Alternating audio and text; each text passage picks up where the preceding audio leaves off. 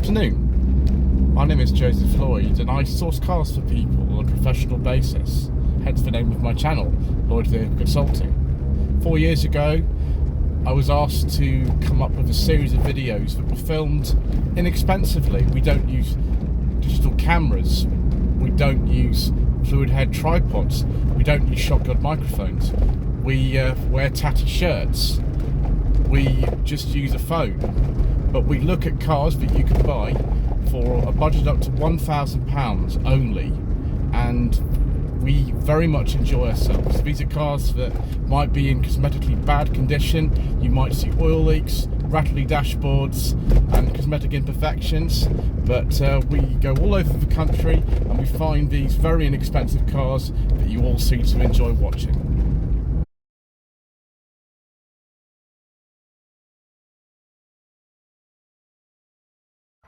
Well viewers, the second episode ever of No Budget Reviews in December 2019 was a 2004 MG ZT 190 Plus, actually a TT. And here we are in 2024, and this is a 2004 MG ZT 190. It's owned by Ryan, who along with his brother Richard runs the NA Turbo YouTube channel. They have a large collection of cars that I've been very blessed to have been offered to have a look at today. This colour is called Twilight. It is sort of iridescent, which is very nice. This is actually a very late one. It's not only a MG Rover registered car, you can see on the plates here it's MG Rover Direct, but it's one of the last ones made. It's late 2004. Production of these, as everybody knows, finished in April 2005, although you do see these on sometimes up to like 2007 or 2008 plates very occasionally, because they had a few left over. Facelift occurred, I think it was February 2004 for these, and either you like it or you don't. I don't mind it actually. I've got a mixed feelings about both. Wheels look good. A lot of the time when these cars were new, people said they rode quite firmly. I don't think they do. I just think the 75s are so soft that actually these feel normal to me. So nice and comfortable and everything like that. We'll do first have a look inside the interior. I've actually got a few changes in here from standard. First change you'll see is the centre console, which actually has a climate control panel from the MG7, which was sort of facelifted ZT we never got over here. They were released in China under Nanjing Automotive, who bought all the assets of MG in 2005 from MG Rover. Got these nice dials and things. I love this dome light, and also look at this headlining they've put in, this sort of blue colour, which I think actually suits it. Obviously it's not standard, but I quite like it. Dark sort of fake wood in here. I don't know what they actually called it. Classic sort of 75 bits though. We've got the light control panel here. We've got the electric window switches and things like that, chrome door handles.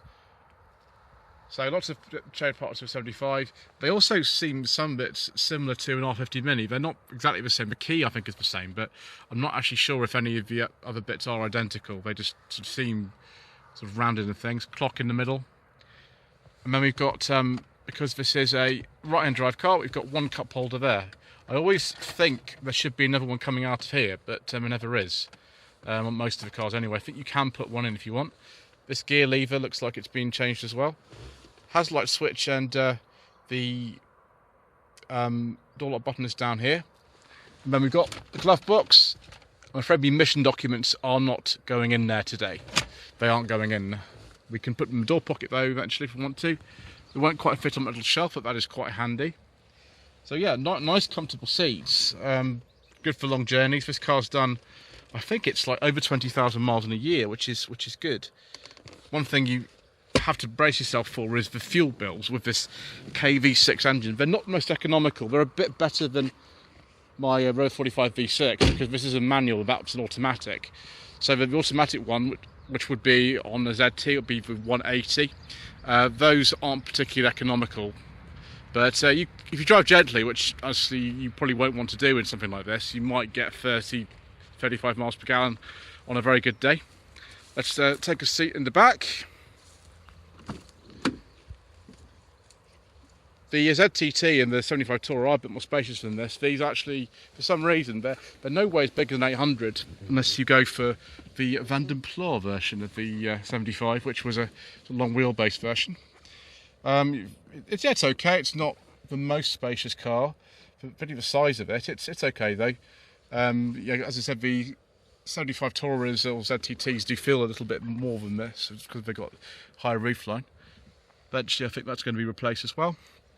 Got some vents in here, which is good, although it's far too early to expect something like a USB port in the back of a car like this. We do have two very nice mat pockets though, and we've got this enormous armrest. I'm going to have to be quite careful getting this out. Look at the size of this. Ooh. It makes a very sort of creaky noise. Let's see if we can get this up. There we go. Yes, all sorts of things under here. Cup holders, you can put a pen in there. Fountain pen maybe on a 75, just a normal biro on a ZT. Sort of people who would have owned them. So the Plus model's got this sort of half leather interior, which actually is worn pretty well considering this car is 20 years old. Yeah, that's not too bad. Right, what I'm going to have to do is I'm going to have to get the key, because you can normally release the boot from the inside, but that mechanism is broken, so I'll just get the key and we'll open the boot up and we'll take a look inside there as well. So we've used the key fob to get open here because that release is a bit funny inside. Boot it goes back a long way, but it's surprisingly shallow in one of these, I've always found.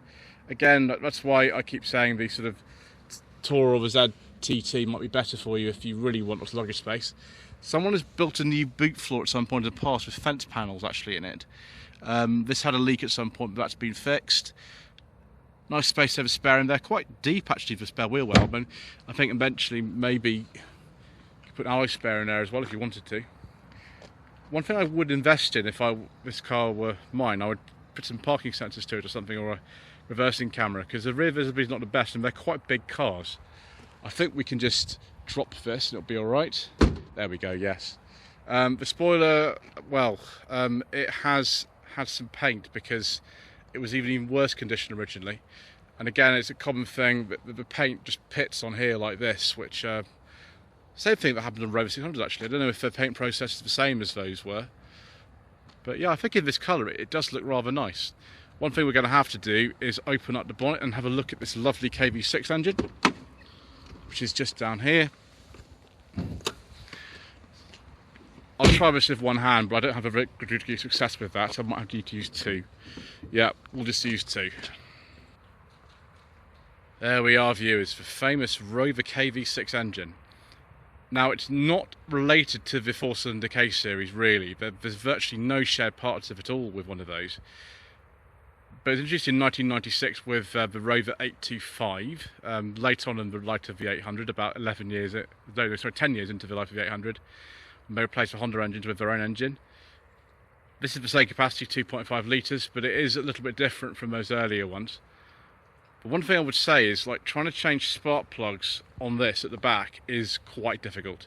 There is like a modification you can get, called a spy hole modification, to make it a bit easier. The variable valve timing kind of module on this as well can go bad. I've had that happen on my own car. They're about £200 to replace it if you can find one. They're not exactly easy. They're on top of the inlet manifold. They make a sort of horrible clacking noise. This one's fine. The other thing that goes wrong with these is the thermostat housing, which sits at the V of the engine, and they're very, very, very good at cracking because they're made of plastic. Discount Rover Spares DMGRS will sell you a modified thermostat housing, and then if you fit one of those, you don't have a problem again. Fit you a nice metal one, the Kaiser thermostat housing, which I used to have in my car, and after we had that, we had no more problems. There are 3 cam belts in this engine. Yes, there are 3, and you've got to make sure you actually change all of them every 6 years. It's about £600 minimum to do that job. And if you see that on the service history of one of these, you'll know the car's been really, really well looked after. Yeah, cam belt failure is not, the best thing to happen. One thing that's really interesting compared with like a MGZS 180 is that the engine's actually more cramped in here, and it's a larger car, because the front structure of this, by the time these cars came out, I think the 75 was launched, it was 98 it was launched, and then these were launched in 2001, was that the crash structure is far, far more advanced in this, and much better crash protection. What it means is the engine bay is actually a lot less easy to work on, which is ironic really, but there we go. Right, I think that is quite enough about that. Let's go out for a little spin.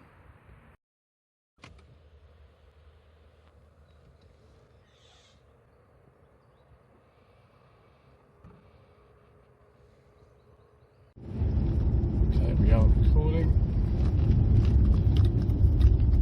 It's nice to be back behind the wheel of one of these actually. This one, because it's done such low mileage, it's on 78,000 miles. Yeah, gearbox feels good. Clutch feels good in this. Steering feels good. It's so much kind of stiffer than a 75. They pulled a miracle with this actually, because the 45 and 25 and 75 were transformed in 2001 into the ZR and ZS and ZT. I'm not sure if it was in the right order, but that's what they're called.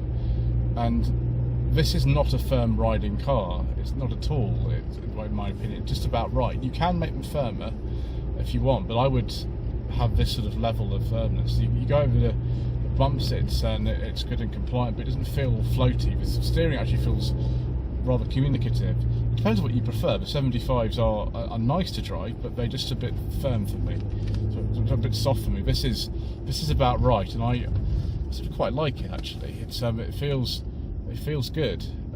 This is one of the more powerful engines. It's got 187 horsepower. The base one was a 1.8 K series non-turbo with 118 horsepower. Those are a little bit slow. I have driven one of those in the distant past. Then next one was the ZT 160. Now that had 158 horsepower, either from a 2.5 V6, the early ones, or from 2002 you could get a 1.8 turbo with the same power. And those are surprisingly good and rapid cars actually, and they most of them are not limited and compliant as well. Above that is the ZT 180 with 177 horsepower. That was an automatic only car which had the same engine as in the 75s. Then this 190, 187 horsepower, 2.5 V6. Top of the range car was the ZT 260 a V8 engine which came in 2003. You can get pre or post facelift ones of those. Engine related to the one in the Ford Mustang. You see, a lot of shows you open up the bonnet of a ZT 260 and you see a little Mustang symbol in them. They actually don't have that much more power than one of these. It's about 256 horsepower and they're rear wheel drive, which is absolutely hilarious. There are also some diesels available, but as usual, due to controversial government legislation and all kinds of other reasons, we don't talk about diesels on this channel. So with that out of the way, 0 to 60 of this car is about 8.2 seconds, and I can well believe it. The KV6, it doesn't have the most torque. See, I owned a KV6 engine car for 3 years, and so I can comment on the characteristics of the engine. This is a bit better because it's got a bit more power as well than the 147 horsepower I had in my Road 45 V6. And also the manual gearbox, you can get the most out of this, whereas the autos, they're not bad actually. They're okay, but they're not necessarily kind of we're going to find you in the right gear. You have to sometimes kind of forcibly hold onto the gears. Was this 5-speed manual? Which I think is by Getrag actually. I can't remember now. It feels good. It's just a big sort of capable car, and you know they were sort of popular for a time when they were new, with people who appreciated this sort of look of it, and also the fact that it's very, very good for motorway journeys, a car like this. It's a shame that the majority of ZTs didn't have cruise control, which a lot of 75s did. But yes, I've really quite enjoyed this actually. Nice to revisit something for you know, a long time later and find it's still pretty good. But one advantage of this particular one, not only is this car much lower mileage than Mr. Partridge's car that at some point he plans to resurrect. It had a big problem a few years ago, and it's actually not back on the road yet. is this handbrake actually works in this. It's a common thing with 75s and ZTs where handbrakes fail, and this one's fine, which particularly because this is a manual car, is just as well, really.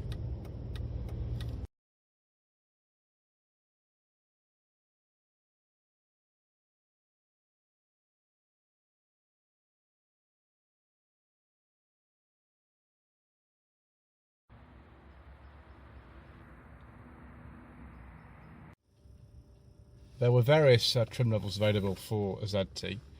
You could get just a standard ZT, as in ZT 120, and then you get a plus model. So, for example, this is a ZT 190 Plus.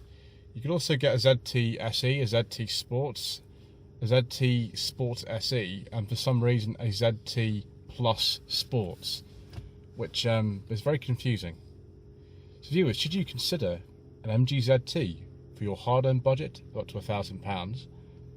I would say you need to pay a bit more than that for a decent one. There are a lot of things that can go wrong with these cars. You know, with the K series, it's the head gaskets. With these, the thermostat housings, and you know, the butterfly valves on the variable valve timing system. All of them suffer from rust. There can be electronic problems. But if you've had a good one, and this one had all 3 cam belts changed just before Ryan bought it, and it's been very well looked after, then they can be really, really good cars. They can be very reliable. It's just you need to buy very, very carefully. Anyway, thank you ever so much once again for watching. Please don't forget to subscribe to the channel, like this video in the comment below, and we shall see you again soon for some more inexpensive motoring.